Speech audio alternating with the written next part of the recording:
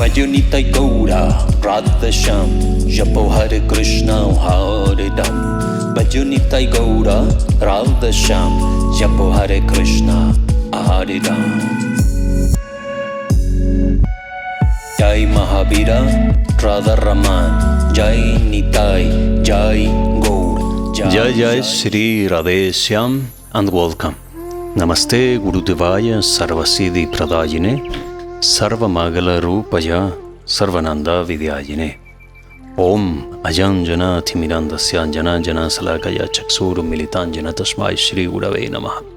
7 episodes speaking about Jiva Tattva, revealing the scriptures by Bhaktivinoda Thakur, by Bhaktisiddhanta Saraswati, ideas coming from Srila Jiva Goswami Pad, and everything have been very conclusive and crystal clear. Actually, the only doubt that are regarding to Jiva Tattva are based on the non-purity on the mind of the seer. This, in the words of Bhaktivinoda Thakur, he's saying himself that this concept, since is an eternal, transcendental concept, understanding, philosophy, is not possible to even grasp for the ones who has not purified heart and mind. Purified heart and mind is not just that I know some quotations from the Shastras, that maybe I shave my head and I dress in white or in saffron or in pink, yellow, or silver, golden, whatever color you want to dress. Spiritual, mental, and heart purification is not about that. Mind and heart are purified out of the power of sadhana and the pure mantra that you get from Sri Guru. If the mantra diksha succession is bona fide, then the mantra will start cleaning the mind and heart. If the mantra is broken, then it's not possible. Then the mantra will not succeed, since the mantra is broken. The mantra tradition, as per all the sampradayas and all the philosophies of Bharat that are based on the original principles of succession, of parampara, guru parampara, will say and accept exactly the same what I am saying right here, right now. If the mantra is broken, then the mantra will not have power, because in order to awaken the mantra, you will need an immense effort that basically and honestly is not possible for the majority of the people of this time. That kind of sadhana is of a upper level, ultra level, that normal people cannot even grasp.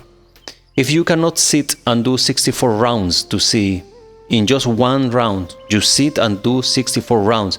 If you don't have the power, the Shakti of concentrating your mind, controlling your mind and your body in such a way, then to awaken mantra for you will not be possible, at least at this stage, okay?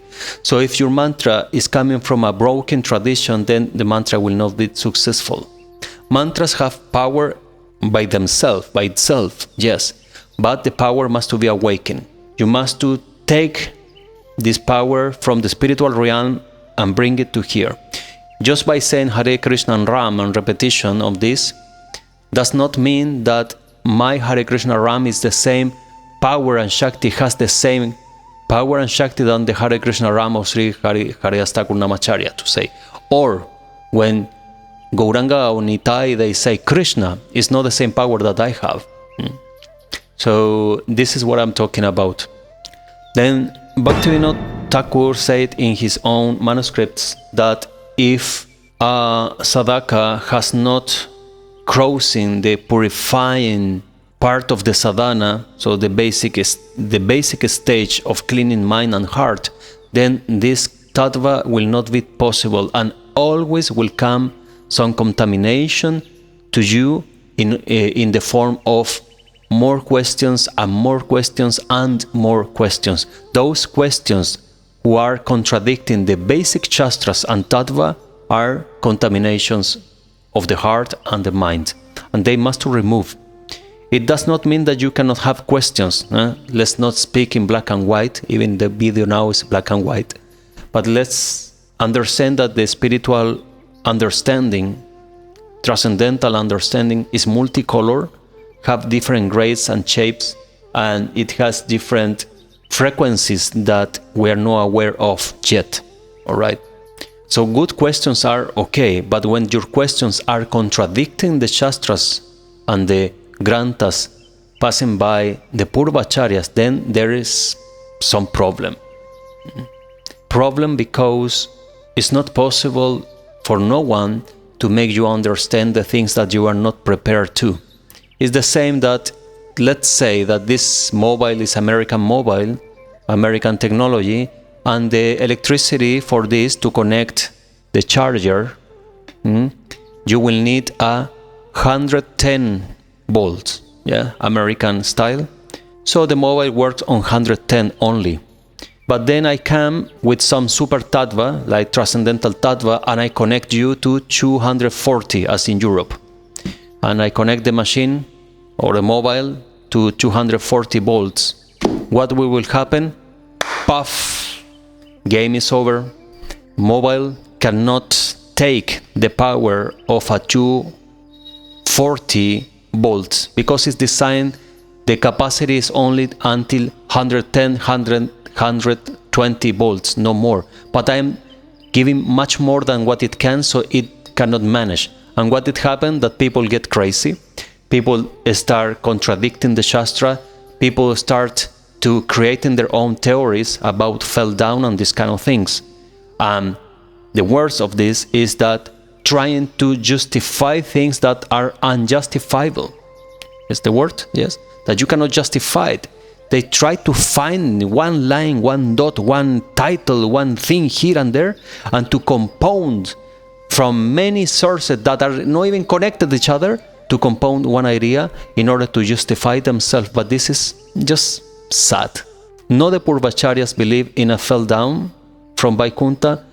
No, the Granthas are describing fell down from Vaikuntha. All this confusion came very late after Sri Gauranga Mahaprabhu, 500 years after, and it's not been over 80 years. But Gaudiya Vaishnavism is 500 years old, with Gauranga Mahaprabhu starting it.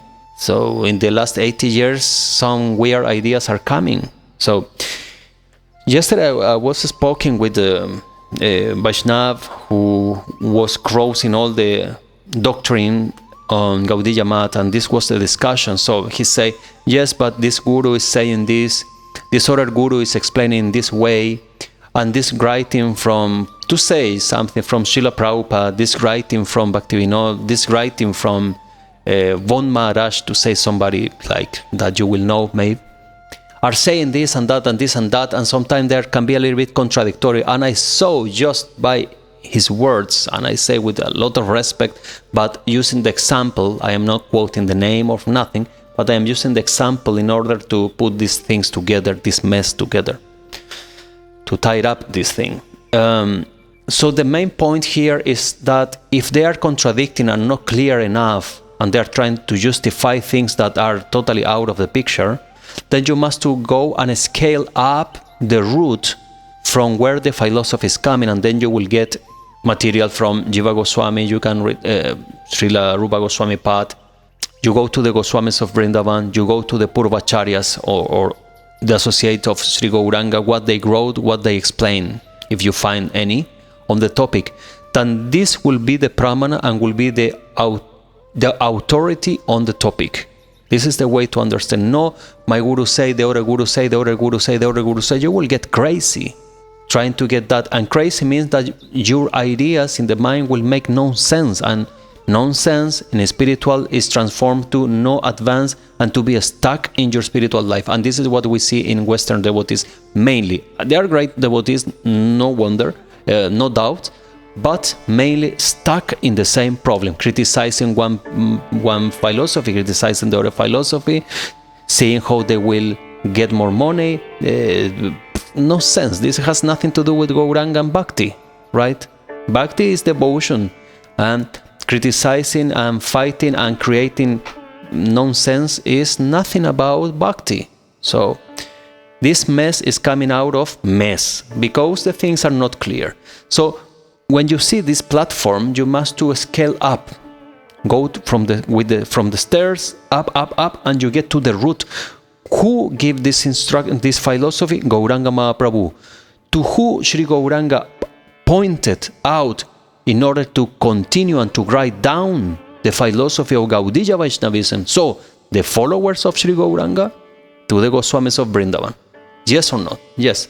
Then you must study them. They are the Pramana. Nobody else. If somebody is contradicting the writings or trying to give a super intelligent explanation about what they are saying, this is all not bona fide, it's all bogus. What necessity is to interpret or to give a new version, a renovated version of the eternal instruction. If you need to do that, is you are accepting that or you are claiming that the instructions of Gauranga are not eternal, are temporary, and you can change under time and circumstance. This is not bona fide idea. This is not how you will believe and follow Sri Gauranga Mahaprabhu. Sri Gauranga said, I do. Period. No interpretation, no blah blah blah, no show, no circus. Circus and show are for clowns in the circus. We cannot accept anything like that. We accept the things as the things are. Some acharyas, some teachers will simplify extremely the things. Even I don't agree with that, but they will simplify the things in order to make this philosophy understandable, a little bit tasty for materialistic people who understand absolutely nothing. But that is a total different role. You cannot take that kind of preaching methods as a tattva. This is absolutely not. Those are preaching methods, okay. Coca-Cola will put a beautiful woman, a good car, a happy family to sell you the Coca-Cola. The meaning of the commercial, the TV spot clip, is to sell you Coca-Cola. It's not that the Coca-Cola will make you happy. They show you this that in order that you will buy the Coca-Cola, in order that you will buy Krishna consciousness, they will put in such a way that you will take it. But it does not mean that Coca-Cola will make you happy. Indeed, Coca-Cola will make you ill if you are drinking too often. Yes or not? So the same here. If you take the preaching methods of tattva, you will get ill in your bhakti path. And illness means that you are not growing. The same that a Tulsi Maharani plant, when get some illness, something is not growing. And it's not spreading. The leaves start falling down, etc. The same with us. Our bhakti will be dead. So be clear. And I am sorry that maybe I am not the emperor of the universe, and these words are not coming from a super guru who is flying in a flying carpet. A simple person like me is telling you the truth. That's it. Take it. Because truth is truth. If my words are contradicting the granta of the Purvacharyas, the explanation of the Purvacharyas, let me know. I am sure that is not. I am sure that is not. Everything is in line. What they say is the truth. That is tattva. Nobody else can say something different. If somebody says something different, that is bogus, and you don't want to follow any bogus philosophy. Yes or not? Let's read then the first way from this book. In Vaikuntha, not even the leaves fall. Writing by Sri Satyanarayana, Das Babaji Maharaj and Kundali Dasa. This book, from which year? Is quite old book. Copyright 94, so looks like it's from 94. And the pages are yellowish. I like this kind of books. Interesting things and quotations are all here.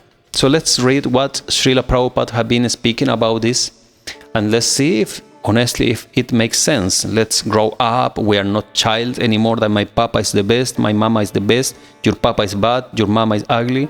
No, let's grow up a little bit. It's necessary to grow up in order to succeed in this path. So first way, chapter 4 reads the origin of Jiva according to Srila Prabhupada, Bhaktivedanta Swami. From the teachings of Srila Prabhupada, it is explicit that he has sometimes said that no one falls from Vaikuntha, and sometimes that we fell from Krishna's association. The fell bodies like to proclaim that there are just a scant few statements by Srila Prabhupada that no one falls from Vaikuntha, and even those are not definitive. And in any case, they are fewer. We have not made account of for comparison because the sheer number of statements of one over the other cannot be accepted as proof of the Siddhanta. For example, the Bhagavatam states Krishna's tu Bhagavan Swayam only once, but Srila Jiva Goswami, after careful analysis, concludes that it is the emperor statement of the Bhagavatam. Although stated only one time, it is the Siddhanta. Our approach to solving this problem is to first ascertain what is the Siddhanta. Once we have the answer, then it is simply a matter of relegating all the statements that contradict the Siddhanta to preaching strategies. Exactly what I am saying.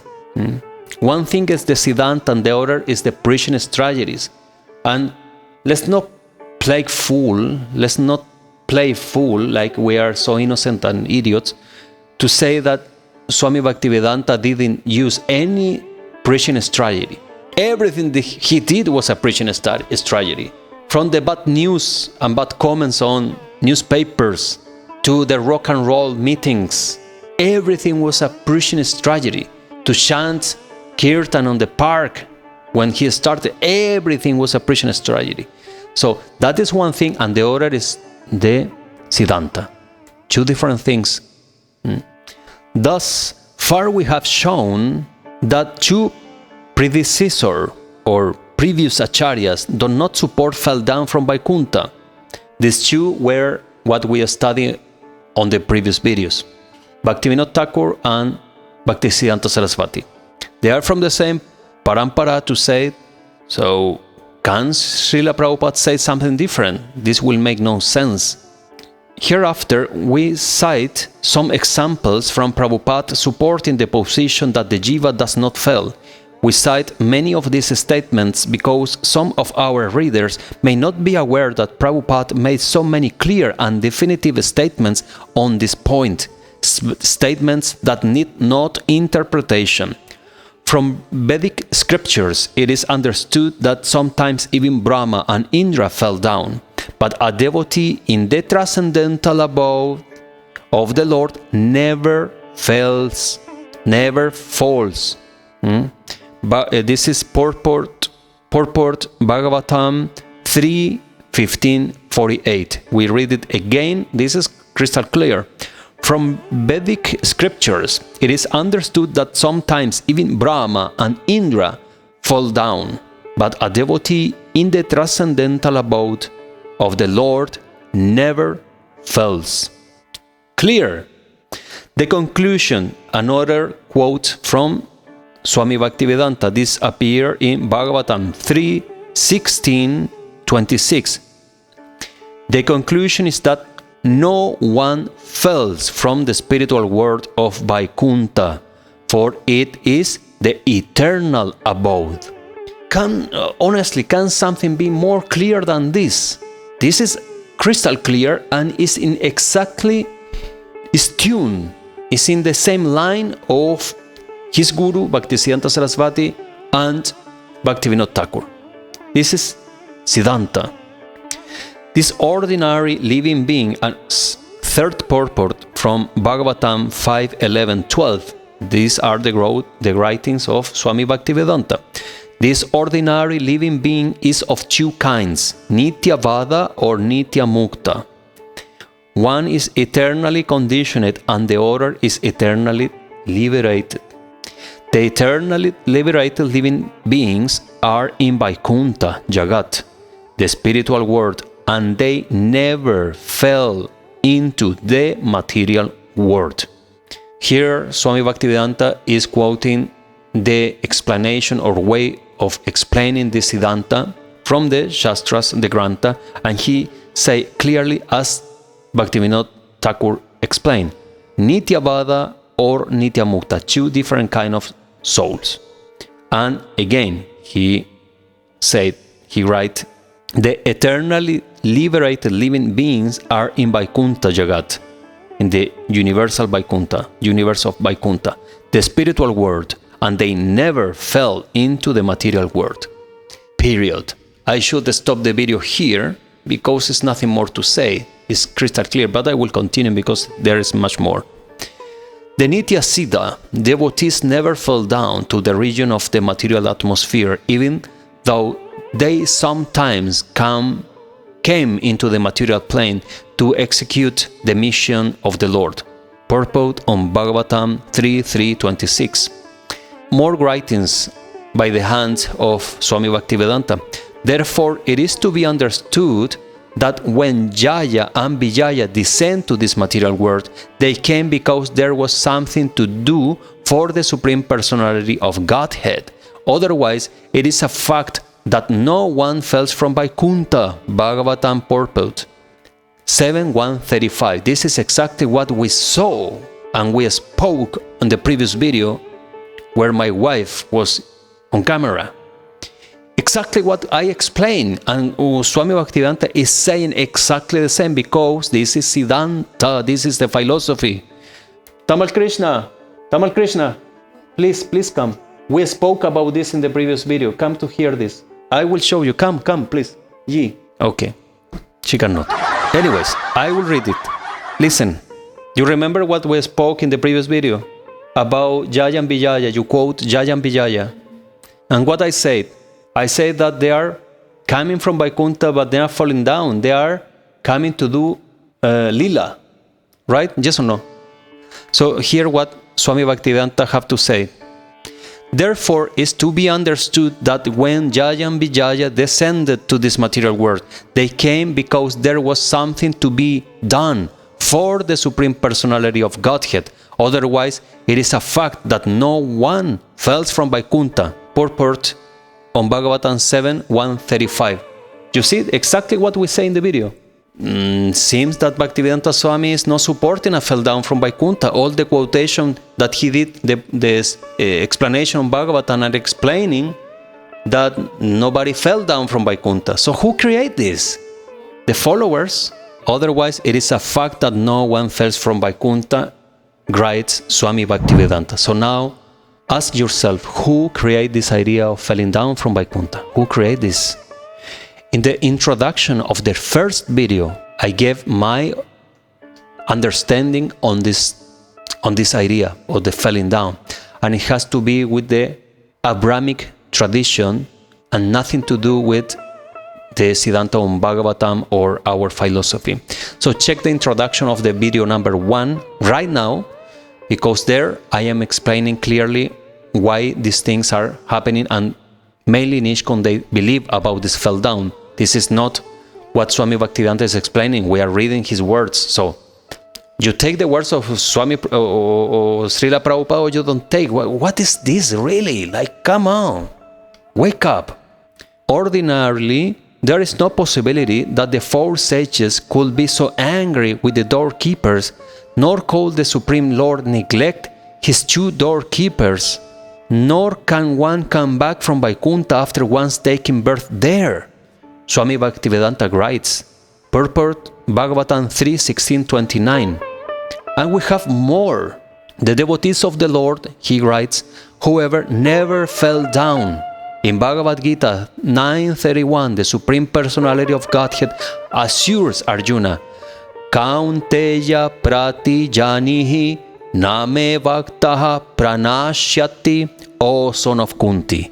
Declare it boldly that my devotee never perishes, never fell.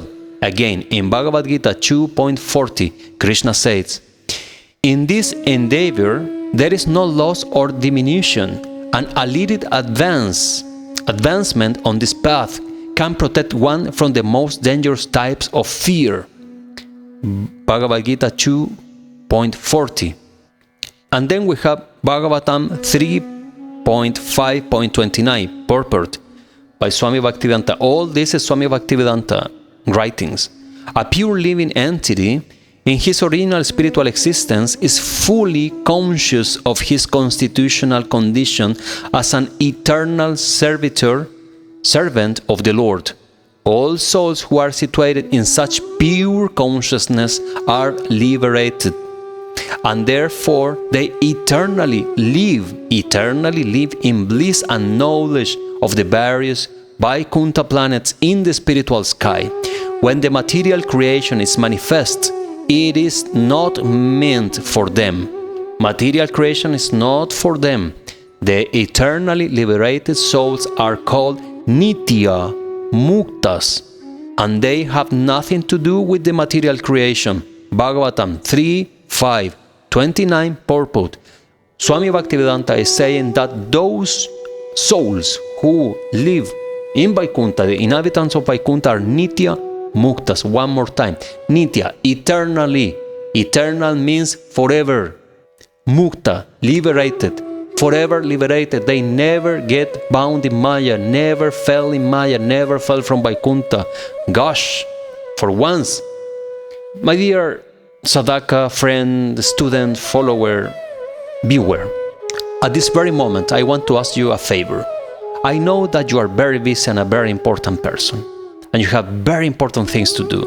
But can you just click in the like button here, click the like, and please click share and put this very video on your Facebook and send it to your WhatsApp group. You know why?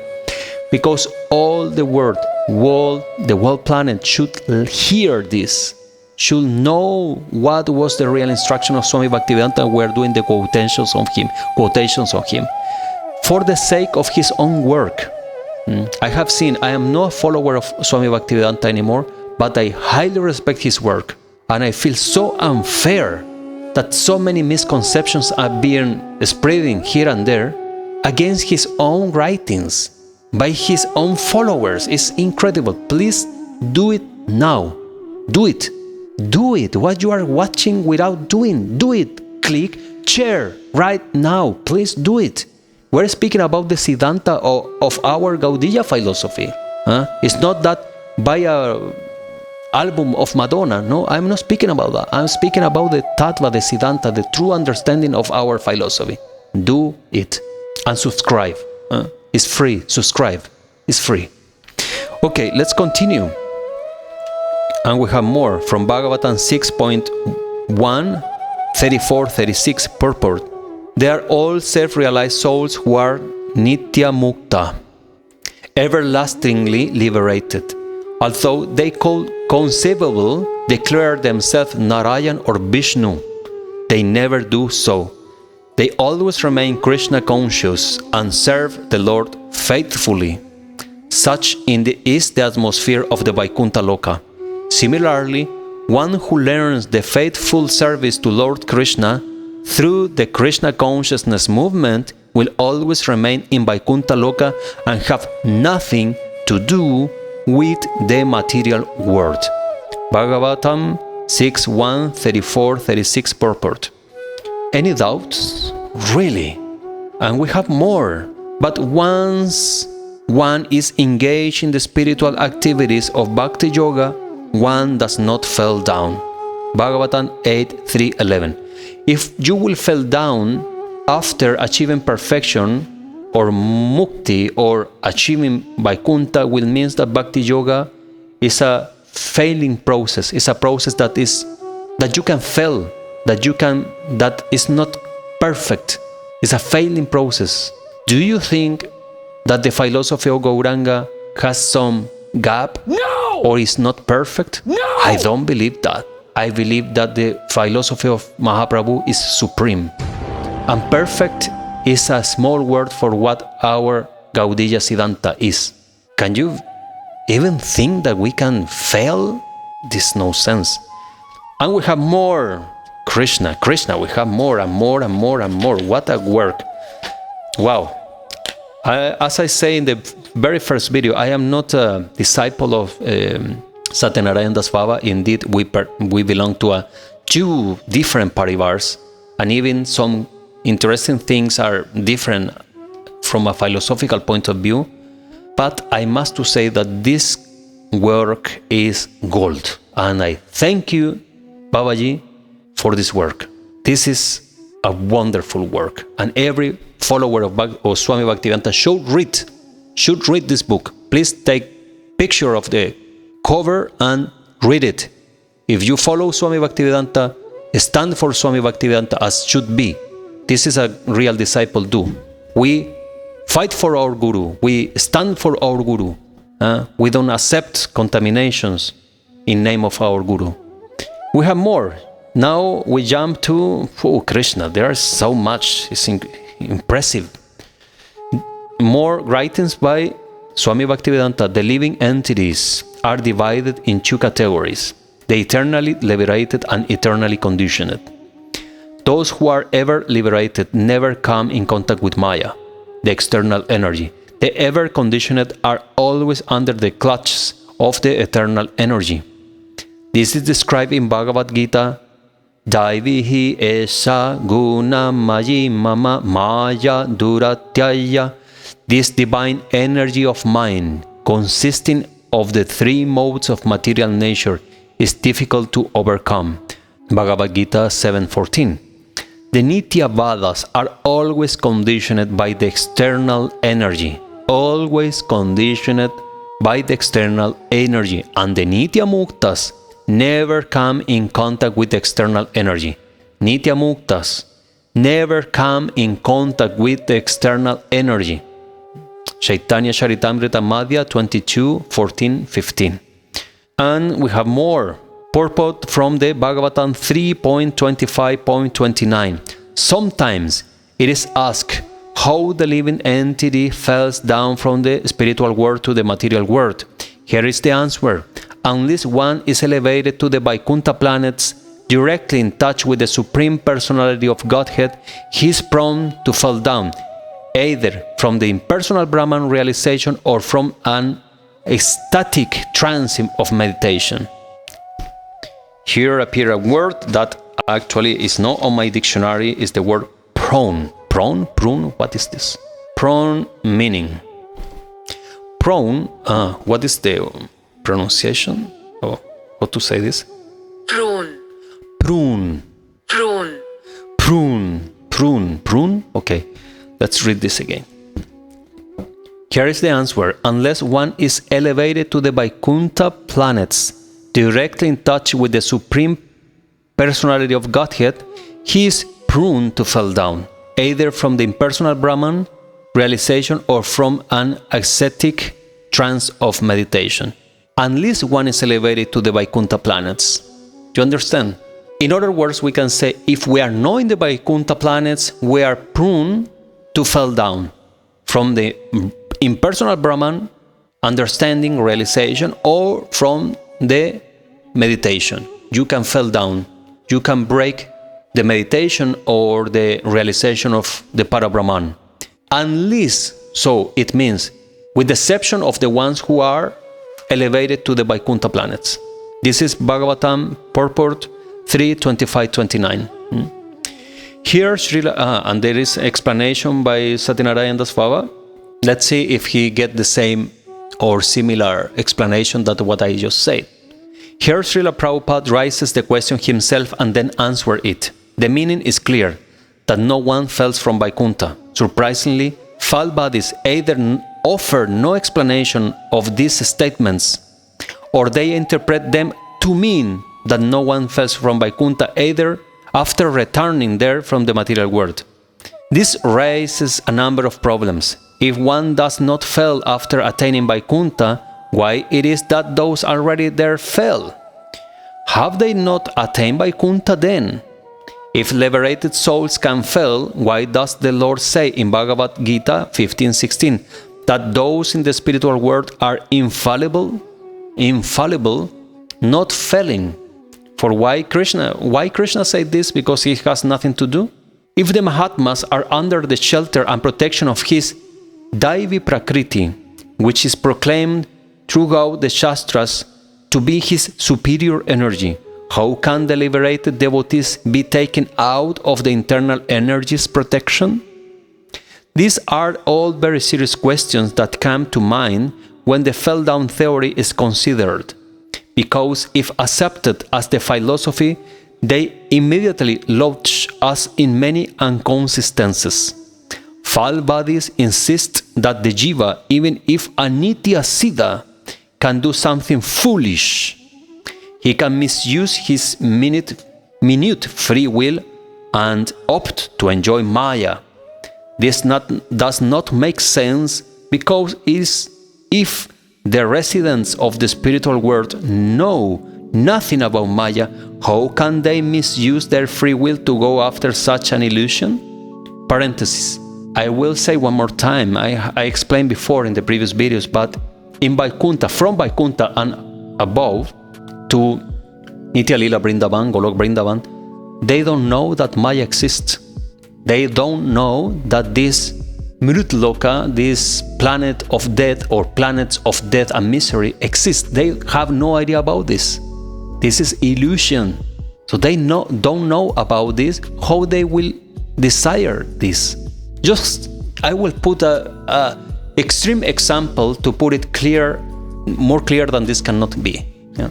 You are an intelligent person. I believe that's why you are watching this video and thinking, right? This is what I do in the channel. I will put two plates, all right? One will be with Mahaprasad, Jagannath Puri Mahaprasad, that maybe is one of the most tasteful and wonderful Mahaprasad in the world universe. Indeed, it is. That's why Narayan, Vishnu came to get bhog, food in Jagannath Puri every day. It's the best food in the universe. I put a succulent plate of Mahaprasad from Puri with all the best preparations. And in the other plate, I put a plate, I am afraid to say the word, but I must to say it. It's rude, but it's the example. A plate full of shit. Sorry for that. But yes, put in your mind the visual. You are an intelligent person, okay? You have human intelligence. Which plate you will take? Mahaprasad, of course. Why? Because this is the best, and you cannot compare with anything else. When you know what is prasad, you will always go for prasad. And now if you have Jagannath Mahaprasad, there is no deviation. There is nothing that a healthy mind will do. Always you will choose the Mahaprasad. Yes or not? Yes. So in the same way, Nitya Siddha, who know the truth, their divine consciousness is as much as powerful as Narayan. You know that? They are in almost same quality of Narayan in Vaikuntha. Will they choose the plate of to eat? Please. This is what we have. This is the problem, and we must solve it, and everything is solved. Sorry to say, I am not flying in a flying carpet and having 1 million subscribers or followers, but I am telling the truth, and this is the truth based on the writings of Swami Bhaktivedanta, so there is it. The fall bodies insist, we will read this last one, insist that the jiva, even if a nitya siddha can do something foolish, he can misuse his minute free will and opt to enjoy Maya. This does not make sense, because if the residents of the spiritual world know nothing about Maya, how can they misuse their free will to go after such an illusion? In this way, so many of the implications of this theory do not add up. When all this is pointed out to the false bodies, they generally resort to the argument that it does not matter to me what you know, false bodies say. All I know is that Srila Prabhupada say it, and I am just the postman. I deliver the message as I receive it from him. This fanatic idea doesn't help in anything, honestly. I hear dozens of devotees saying these kind of things, and now they are full in Maya. Because this makes no sense, you will not progress with these sectarian ideas. It does not matter, will repeat, to me what you say. All I know that Prabhupada say it, and I am just the postman. I deliver the message as I receive it from him. Alleluia! This is only a seemingly sincere position, because the disciple is duty bound to understand the teachings of the spiritual master and then preach it according to his realization. Prabhupada warned us not to parrot what we have heard. He instructed us to properly understand his teaching and then repeat them in our own words. And then repeat it, and then you can explain when you understand, not just to copy-paste without understanding. This is an automatic safeguard against parrot-like repetition. Further, to be a faithful disciple does not mean that when we hear something contradictory, we simply choose our favorite version and repeat it, claiming to be a faithful postman. We are supposed to study the matter first and reconcile it with the overall philosophy and Siddhanta. Having done so, we can then preach with authority on this point, even if for the sake of preaching we choose to adjust the Siddhanta. A preacher is not like a postman in all respects. No one expects the postman to answer questions about the letter he delivers, but everyone expects a preacher to clear doubts about his message. The example of a postman is relevant only in the sense that a preacher should not change the message. Wow. I can keep reading and reading, honestly. We are in over 40 minutes, but I can keep reading and reading because this material is wonderful. And more, we will stop here and to continue tomorrow at the same time, on the same channel, on the same discussion. Wonderful, wonderful discussion. Mind-blowing revelations from Swami Bhaktivedanta. I am glad I get back to this, and I am glad that I found out through this study his true words, and you should be so. Mahavira Raman Charandas Deva Ki Jai. Jai Guru, Sri Guru. Jai Nitai, Jai Gaur, Jai Jai Sri Radheshyam. Do what is correct. You know what is correct. You know. Jai Nitai Gaura, Radheshyam. Japo Hare Krishna, Hare Ram. Jai Nitai Gaura, Radheshyam. Japo Hare Krishna, Hare Ram. Jai Mahavira, Radha Raman, Jai Nitai, Jai Gaur, Jai Jai Sri Radheshyam.